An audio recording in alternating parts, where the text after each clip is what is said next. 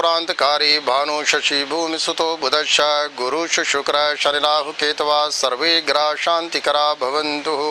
सभी ग्रह हमारे लिए शांतिकारक हो, अनुकूल हो और उन्हीं ग्रहों की पीड़ा से मुक्त होने के लिए समय समय पर अनेक विषय हमारे सामने आते हैं चर्चा के लिए। और अभी जिस विषय पर हम चर्चा करने जा रहे हैं वो है आपका चूड़ामणि कंकण सूर्य ग्रहण, जो 21 जून 2020 रविवार के दिन घटित होगा। ग्रहण का जो है मानव जीवन पे, जीव जगत और वनस्पति पर सीधा प्रभाव पड़ता है। उस प्रभाव को ज्योतिष शास्त्र में अलग ढंग से उसको विश्लेषित और उस पर अन्वेषण किया गया है और उस पर हम जो है आपको पॉइंट्स के हिसाब से बताएंगे। पहले तो हम ये समझते हैं कि चूड़ामणि कंकण सूर्य ग्रहण, चूड़ामणि क्यों बोला गया है इसको? चूड़ामणि आपने देखा है, कंगन को बोलते हैं चूड़ामणि।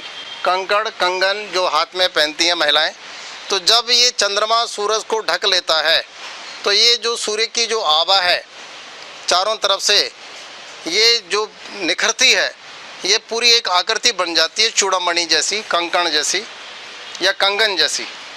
तो इसीलिए इसका नाम पड़ा चूड़ामणि कंकण ग्रहण। यानी जो चंद्रबिंब है वो छोटा होता है, सूर्य बिंब बड़ा होता है।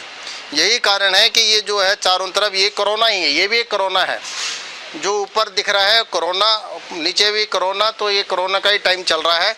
तो ये जो है चारों तरफ का जो ये दिख रहा है आपको वलय, आभा मंडल, दीप्ति मंडल, यही जो है कोरोना है और यही जो है एक तरह का कंकण है, कंगन है। इसीलिए इसका नाम पड़ा है चूड़ामणि। और रविवार के दिन ये घटित हो रहा है तो इसका बड़ा महत्व है। इसका धार्मिक महत्व, आध्यात्मिक महत्व काफ़ी बताया है।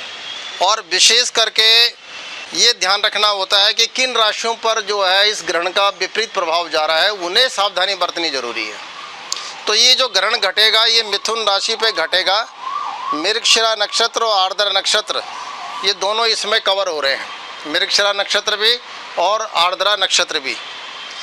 जो ये ग्रहण का जो कंकण का जो प्रारंभ है दिल्ली के अंदर वो 10:19 है। और इसका जो परम ग्रास का मतलब जब ये पूरी तरह से ढक लेता है सूर्य को तो वो 12:01 है दोपहर के। और जो ये समाप्ति है कंकण की, ये हट जाएगा, कंकण समाप्त हो जाएगा, ये वलय दिखना बंद हो जाएगा, तो वो जो टाइम है 13:48 का है। ये दिल्ली के समय के हिसाब से है। और इसका जो सूतक होता है ये सूतक पहले ही शुरू हो जाएगा, यानी आपका 21 तारीख का 20 तारीख को ये सूतक शुरू हो जाएगा रात को 9:16 से। और ये जो सूतक समाप्त होगा ये आपका 22 जून को 9:16 के बाद आप फिर भोजन कर पाएंगे। ये जो लोग इसका नियम का पालन करते हैं वो पूरा नियम पालन करते हैं। ग्रहण के दिन वो कोई भी अन्न इत्यादि ग्रहण नहीं करते हैं, व्रत रखते हैं, उपवास रखते हैं। इसमें कुछ एक बातें हैं जिनका ध्यान रखना बहुत ज़रूरी है। इसमें निषेध क्या है, ऐसा क्या है जो हमें नहीं करना है? मूर्तियों का, यंत्रों का स्पर्श नहीं करना है जो प्राण प्रतिष्ठित होती हैं। बाहर का खाना पीना, क्योंकि उस पर ग्रहणजन्य प्रभाव आता है, इसलिए बाहर खुले में खाना पीना निषेध है। मैथुन सेक्स का मनाही है। दिन में सोना, निद्रा, ये मनाही है। तेल मर्दन, तेल की मालिश करना, ये मनाही है। नाखून काटना, बाल काटना, ये सब निषेध है। सब्जी काटना, पापड़ सेकना, ये उस दिन मना किया जाता है। इसका एक विशेष प्रभाव पड़ता है, उससे व्यक्ति का जो आभा है, आभा मंडल है, व्यक्ति का जो तेज है वो घटता है इन सबको करने से। और कुछ सावधानियां भी हैं। सावधानी क्या है कि आपके घर में तेल है, घी है, दूध है, लस्सी है, मक्खन है, पनीर है, अचार है, चटनी है, मुरब्बा है, ये चीज़ें हैं। इनमें आपने या तो तिल डाल देना है, सफ़ेद तिल, या फिर कुशा जो घास होती लंबी पतली सी नुकीली, उसके 3-4 टुकड़े हर जगह डाल देने हैं। या तुलसी डालनी है, किंतु तुलसी आप 20 तारीख को निकालेंगे। सूतक से पहले तुलसी निकल जानी चाहिए, तो तुलसी आप एक दिन पहले निकालेंगे सुबह के समय और उसका प्रयोग करेंगे अगले दिन, ग्रहण वाले दिन।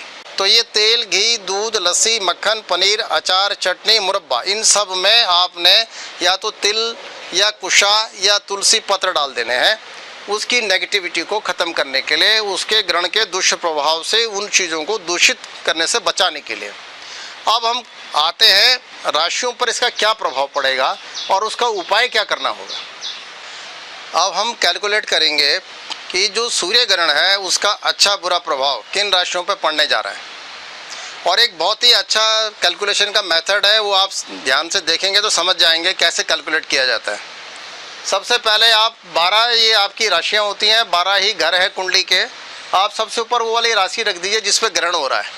ये आपकी मिथुन राशि है, मिथुन राशि पे ग्रहण हो रहा है, तो ये राशि लगन में आपने रख दी और बाकी राशियों को एज इट इज़ आपने लिख दिया, 3, 4 से लेके 2 तक सारी। अब आप क्या देखेंगे, आप मेष राशि से स्टार्ट कीजिए।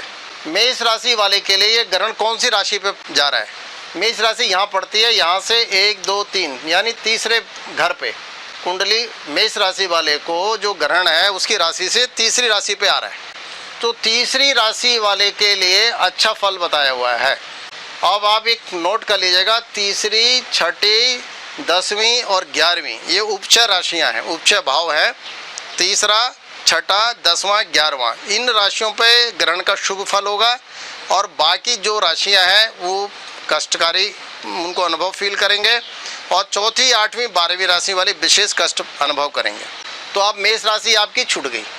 अब वृष राशि से ये ग्रहण कौन से घर पे है? दूसरे घर पे। तो दूसरे घर पे ग्रहण होने का जो है माइनस बताया हुआ, यानी धन की हानि। तो ये वृष राशि वालों के लिए धन हानि। अब हम आते हैं मिथुन राशि, क्योंकि मिथुन राशि में ही ये ग्रहण घटित हो रहा है। तो ये राशि जो है ये शारीरिक मानसिक पीड़ा दिखा रही है। तो ये जो है मिथुन राशि वाले भी इससे प्रभावित होंगे। उसके बाद आती कर्क राशि। कर्क राशि से ये राशि आ रही है 12वीं। यहाँ से गिनिए आप, 1, 2, 3, 4, 5, 6, 7, 8, 9, 10, 11, 12। तो कर्क राशि से मिथुन राशि कौन सी है? 12वीं। तो जो जिस राशि पे ग्रहण हो रहा है, यदि वो राशि अपनी राशि से 12वीं पड़ रही हो तो वो धन हानि कराती है, कष्ट परेशानी बढ़ा देती है। यानी कर्क राशि वालों को विशेष उपाय करना होगा। अब सिंह राशि से जो ये राशि है ये 11वीं आती है। यहाँ से आप काउंट करेंगे 1, 2, 3, 4, 5, 6, 7, 8, 9, 10, 11। तो 11वें घर में सिंह राशि से मिथुन राशि 11वीं पड़ रही है, वो धन लाभ कराएगी, इनको फायदा है। कन्या राशि से जो है मिथुन राशि 10 में पड़ती है। यहाँ से काउंट करेंगे मिथुन तक 10 की गिनती आएगी। 10 में जो है पद लाभ, ये इनको फायदा कर रही है, यानी इन्हें कोई दिक्कत नहीं है। हालांकि कुछ पंचांग वालों ने कन्या राशि वालों के लिए अच्छा फल नहीं दिया है, किंतु जो निर्णय सिंधु है, धर्म सिंधु ग्रंथ है, उसमें क्लियर तीसरा, छठा, 10वां, 11वां राशि वालों को शुभ बताए। अब तुला राशि जो है, तुला राशि से ये ग्रहण कौन से में आ गया? 9वें घर में। तो ये अच्छा नहीं माना जाएगा। इसमें भाग्योदय में जो प्रयास है उसमें रुकावटें आ रही हैं। वृश्चिक राशि वालों के लिए ये 8वां आ रहा है। तो अष्टम अगर राशि पे, अपनी राशि से अष्टम राशि पे जब ग्रहण होता है तो शारीरिक कष्ट, चोट आदि का भय। तो वृश्चिक राशि वालों को विशेष ध्यान देना है। धनु राशि से ये ग्रहण 7वें घर में घट रहा है मिथुन राशि पे। 7वीं राशि होती है पति, पत्नी और पार्टनर्स की। तो जो लोग पति पत्नी, यानी पति के लिए, पत्नी के लिए और अपने पार्टनर्स के लिए ये ठीक नहीं है धनु राशि वालों के लिए, तो उन्हें भी इसमें ध्यान रखना है। अब ये जो मकर राशि है, मकर राशि से ये जो ग्रहण है 1, 2, 3, 4, 5, 6 छठी राशि पे चल रहा है। तो मकर वालों के लिए भी ये शुभ है, पद लाभ इत्यादि दिलाता है, ये उनके पराक्रम में वृद्धि करता है। तो मकर राशि के लिए भी ये प्लस में चला गया। और कुंभ राशि है, कुंभ राशि से 1, 2, 3, 4, 5 पाँचवें घर में आ रहा है। 5वें घर में संतान संबंधी, संतान को कष्ट, विद्या में, शिक्षा में रुकावट। तो ये कुंभ राशि के लिए भी शुभ फल नहीं दे रहा है। और मीन राशि के लिए ये ग्रहण चौथी राशि पे जा रहा है, 12, 1, 2, 3। तो मीन राशि से मिथुन राशि चौथे में आ रही है। तो ये चौथे में मीन राशि वालों को ये कष्टकारी है। तो ये जो है सुख की हानि, दुख, चिंता, परेशानी को बढ़ाता है।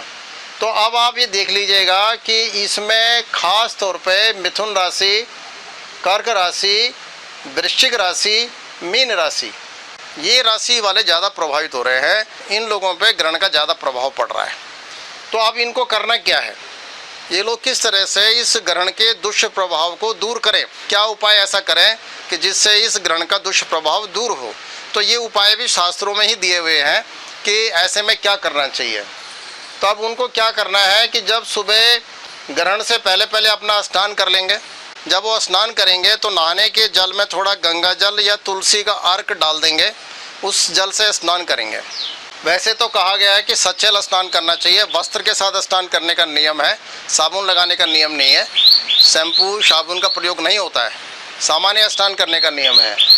उसके बाद अपना जो है गायत्री का जाप, महामृत्युंजय का जाप या सूर्य गायत्री का जाप। सूर्य गायत्री क्या है? ओम भास्कराय विद्महे दिवाकराय धीमहि तन्नो सूर्य प्रचोदयात्। इस मंत्र का भी जाप किया जा सकता है, मृत्युंजय मंत्र का जाप किया जा सकता है, गायत्री मंत्र का जाप किया जा सकता है, और अपने गुरु के द्वारा जो भी आपको दीक्षा में प्राप्त मंत्र है उसका भी जाप किया जा सकता है। जिस मंत्र में आपकी आस्था दृढ़ है उस मंत्र का भी आप जाप कर सकते हैं। तो आपने जाप किया, इसके बाद जो है हवन का विधान है जप के बाद कि आप मृत्युंजय होम, गायत्री होम वो आप कर सकते हैं। और इसी चैनल पे ये सारी विधि विधान आपको मिल जाएंगे, हवन की विधि भी मिल जाएगी, पूजा की विधि भी मिल जाएगी। अगर आप देखेंगे तो बहुत सी वीडियो ऐसी डाली हुई है। जब आपका हवन हो जाता है, जाप हो जाता है, तो उसके बाद आखिरी में दान करते हैं। कब करते हैं? जब ग्रहण छूट रहा होता है, यानी दोपहर के टाइम पे दान होगा जब ग्रहण छूट रहा होगा। अगर कोई व्यक्ति उस समय उपस्थित नहीं है, किसी जो सुपात्र है या वेद पाठी ब्राह्मण है जिसको ये दान देना है, उसका नाम ले करके रख लीजिए और उसके बाद जब समय मिलेगा तब उनको दान कर दीजिएगा, किंतु उस समय उनके नाम से निकाल दीजिए। तो आपने क्या निकालना है? 4 मीटर सफ़ेद कपड़ा लेना है जिसमें कुर्ता पायजामा बन जाए। 4 मीटर सफ़ेद कपड़ा, चावल 1 किलो, गुड़ 250 ग्राम, घी 250 ग्राम, सफ़ेद तिल, वाइट तिल जो होते हैं 250 ग्राम, और स्वर्ण का सूर्य, सोने का एक छोटा सा टुकड़ा बिंदी जितना, वो सूर्य रूप में। ये जो सामर्थ्य है तो दें और नहीं है तो रहने दीजिए, किंतु जो दे सकते हैं उनको देना चाहिए। स्वर्ण का सूर्य, और उसमें दक्षिणा भेंट अपनी श्रद्धा और सामर्थ्य के हिसाब से रख करके, और एक संकल्प मन में ये बोल करके कि जो मेरी राशि है इस राशि पे ग्रहणजन्य जो भी दुष्प्रभाव है उस दुष्प्रभाव को दूर करने के लिए मैं ये दान इस ब्राह्मण को दान करता हूँ। तो ये जो है आप एक संकल्प छोड़ सकते हैं, बाद में उस सुपात्र को ये दान आप दे सकते हैं। इस दान का सुफल भी आपको मिलेगा और ग्रहण संबंधी जो दोष होते हैं उनका निवारण होगा। तो जप के बाद आपने हवन करना है। जो लोग हवन नहीं कर सकते हैं वो जप को बढ़ा दें, उसकी संख्या को बढ़ा दें। जो लोग हवन कर सकते हैं वो हवन में जौ, तिल, शक्कर, गिलोय, गुगुल, घृत का प्रयोग करें, सामग्री बनाएं। इसमें 4 प्रकार की सामग्री होती है। सुगंधी कारक में आपका गुगुल है, पुष्टि कारक में आपका घृत और जौ और तिल है, मिष्ट माने मीठे में आपका शक्कर है, औषधि में आपका गिलोय है। तो ये सामग्री बना करके गायत्री मंत्र या मृत्युंजय मंत्र से इसका हवन करें, और हवन करने के बाद फिर दान करें। तो दान में ये जो सामान बताया है आपने यही दान करना है, और आप मानसिक संकल्प करके अपने वेद पाठी ब्राह्मण को, जिससे भी आप परिचित हैं, तो आप उनको ये दान जो है संकल्प के साथ दान करेंगे। इस प्रकार से जो ग्रहण का दुष्प्रभाव है जिन जिन राशियों पे, उस दुष्प्रभाव से रक्षा होती है और आपको ग्रहण का जो अशुभ फल है वो शुभ फल में परिवर्तित हो जाता है। ओम शांति।